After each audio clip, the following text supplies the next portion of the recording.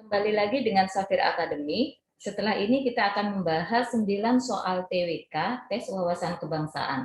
Kali ini 9 soal ini akan fokus kepada soal-soal tentang pengamalan Pancasila. Baik, untuk mempersingkat waktu, kita lanjut saja soal yang pertama. Salah satu pelanggaran terhadap Pancasila adalah adanya larangan seseorang yang ingin mencalonkan diri untuk menduduki suatu jabatan hanya karena tidak seagama atau tidak satu suku. Ini merupakan pelanggaran pada sila ke A3, B4, C2, D1 atau E5. Pada kasus ini yang perlu kita garis bawahi adalah larangan seseorang yang ingin mencalonkan diri untuk menduduki suatu jabatan. Nah, jadi pada kasus ini sudah terlihat jelas sila keberapa pelanggaran yang terjadi, yaitu pada sila keempat, kerakyatan yang dipimpin oleh hikmat kebijaksanaan dalam permusyawaratan perwakilan. Pembahasannya sebagai berikut. Melarang orang menduduki jabatan tertentu karena suku, ras, agama, dan lain-lain adalah salah satu pelanggaran Pancasila sila keempat tepatnya. Karena setiap warga Indonesia memiliki hak memilih maupun dipilih. Kedudukan dan kewajiban yang sama. Jadi pada kasus ini pelanggaran sila yaitu sila keempat. Kita lanjut. Walau mungkin sama-sama warga Indonesia, tetap saja warga Jakarta dan Papua ini berbeda. Di Jakarta semua infrastruktur dibangun merata, sedangkan di Papua pembangunan belum merata. Jadi pernyataan ini terlihat contoh kasus penyimpangan pada sila ke A1, B2, C3, D4 atau E5. Pada kasus ini yang menjadi sorotan adalah pembangunan yang belum merata. Nah, kasus ini menunjukkan pelanggaran pada sila ke-5, yaitu E. Pembahasannya sebagai berikut. Pada soal ini ada pada keadilan sosial, sehingga sudah jelas pada kasus di soal ini merupakan contoh penyimpangan sila ke-5, yaitu keadilan sosial bagi seluruh rakyat Indonesia. Selanjutnya, Ahmad merupakan karyawan di salah satu perusahaan ternama. Ahmad terkenal sebagai orang yang sangat dermawan. Setiap pulang kantor, Ahmad menyempatkan diri untuk mengajarkan anak-anak tetangganya mengaji pada sore hari. Pada konteks di atas, perbuatan Ahmad sangat sesuai dengan Pancasila sila ke A1, B2, C3, D4, atau E5. Pada kasus ini, yang perlu digarisbawahi adalah tindakan Ahmad untuk menyempatkan diri mengajarkan anak-anak tetangganya mengaji pada sore hari. Nah, dari sini sudah jelas ya Bapak Ibu, kalau Pancasila tepatnya sila pertama sesuai dengan kasus Ahmad ini. Pembahasannya sebagai berikut.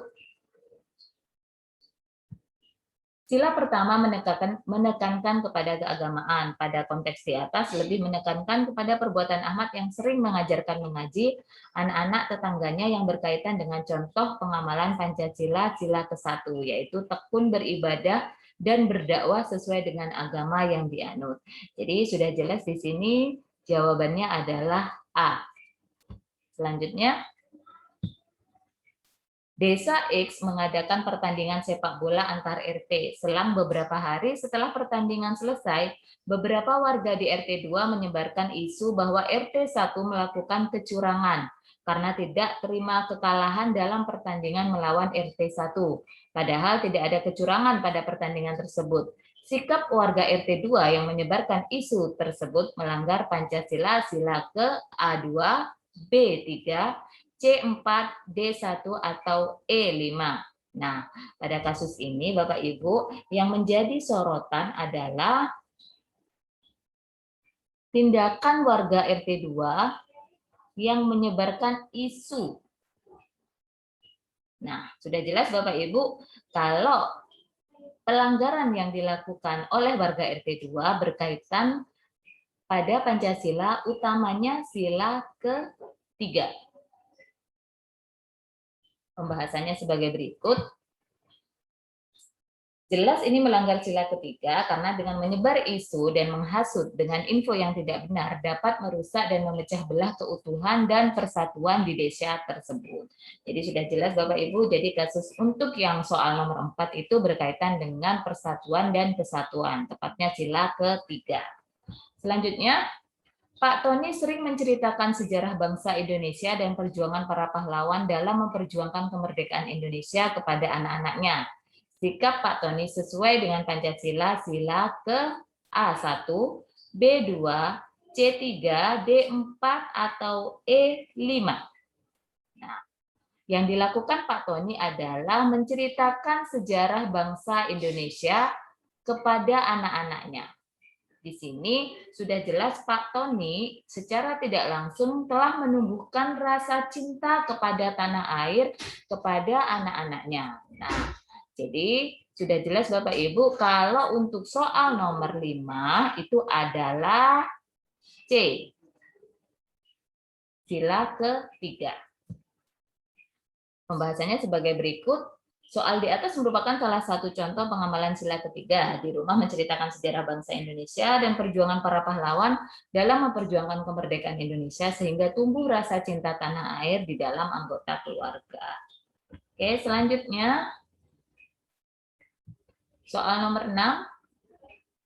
Maulida ikut kegiatan donor darah yang diselenggarakan di kelurahan. Tindakan Maulida termasuk penerapan nilai Pancasila yang terdapat pada sila ke A1, B5, C4, D3, atau E2.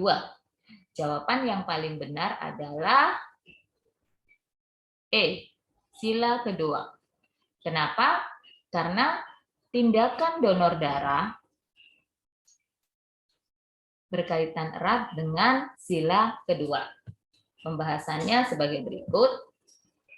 Donor darah yang pada dasarnya dilakukan secara sukarela memperlihatkan bahwa kita memiliki sikap saling mencintai sesama manusia, mengembangkan sikap tenggang rasa dan gemar melakukan kegiatan kemanusiaan yang sejalan dengan nilai-nilai Pancasila, terutama sila kedua. Selanjutnya nomor 7, Haris merupakan dokter spesialis paru-paru di sebuah RSUD. Semenjak wabah COVID-19 masuk ke Indonesia, beliau sangat aktif dalam mengobati pasien-pasien yang terkena COVID-19. Sampai-sampai tidak bisa pulang untuk berjumpa dengan keluarganya sendiri. Bahkan dia tidak punya waktu untuk mengistirahatkan dirinya sendiri. Sampai pada suatu saat, beliau meninggal karena ikut terkena COVID-19. Sikap dan pengorbanan Haris untuk Indonesia merupakan cerminan sila ke A1, B2, C3, D4, atau E5. Nah, dari kasus Haris ini sebenarnya yang perlu digarisbawahi adalah kegiatan yang dilakukan Haris untuk Indonesia. Artinya Haris mengorbankan kepentingan dirinya sendiri untuk kepentingan orang banyak.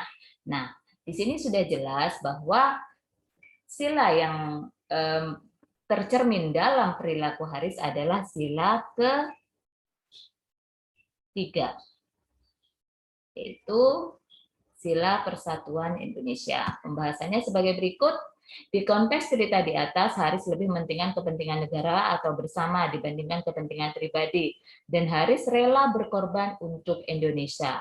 Sikap rela berkorban ini terkait erat dengan sila persatuan dan kesatuan. Selanjutnya, saat wabah COVID-19 masuk ke Indonesia, pemerintah Indonesia telah menghimbau rakyat Indonesia untuk mematuhi protokol kesehatan. Salah satunya menjaga jarak dan tidak berkerumunan di suatu tempat. Tetapi ada beberapa orang yang tidak mau mengindahkan himbauan dari pemerintah. Mereka selalu berkerumunan di suatu tempat tanpa menggunakan masker dan menjaga jarak. Hal ini bertentangan dengan sila ke A1, B2, C3, D4, atau E5. Dari kasus tersebut sudah jelas sila yang telah dilanggar adalah sila ke-5, keadilan sosial bagi seluruh rakyat Indonesia. Pembahasannya sebagai berikut, apabila orang tersebut tidak mematuhi protokol kesehatan, otomatis orang tersebut bisa terinfeksi COVID-19, bahkan dapat menularkan virusnya kepada orang di sekitarnya, dan ini merugikan orang lain. Tidak menjaga ketertiban umum dan tidak melaksanakan kewajibannya, yaitu mengindahkan himbauan dari pemerintah. Jadi sudah jelas di sini merugikan orang lain dan tidak menjaga ketertiban umum. Dua poin ini sudah jelas termasuk ke dalam butir-butir dalam sila ke-5, yaitu keadilan sosial bagi seluruh rakyat Indonesia. Soal yang terakhir, Andi adalah generasi milenial yang gemar menggunakan internet untuk mengisi waktu. Suatu hari Andi melihat sebuah berita yang menarik perhatiannya di Facebook dan langsung membagikannya di lini masa Facebook miliknya. Setelah beberapa waktu, salah satu sahabat Andi mengirim pesan dan menyampaikan bahwa berita yang dibagikan oleh Andi adalah hoax dan dapat menyulut perpecahan dan dia terancam Undang-Undang ITE. Tindakan yang dilakukan Andi bertentangan dengan Pancasila, khususnya sila ke-A1, B2, C3, D4, E5. Nah, dalam kasus ini yang menjadi sorotan adalah menyulut perpecahan. Sudah jelas pasal yang terkait dengan perpecahan adalah sila ke-3, Persatuan Indonesia. Pembahasannya sebagai berikut, apabila terdapat konteks perpecahan keutuhan, persatuan, dan kesatuan bangsa, maka ini lebih menjuru ke sila ketiga, yaitu Persatuan Indonesia.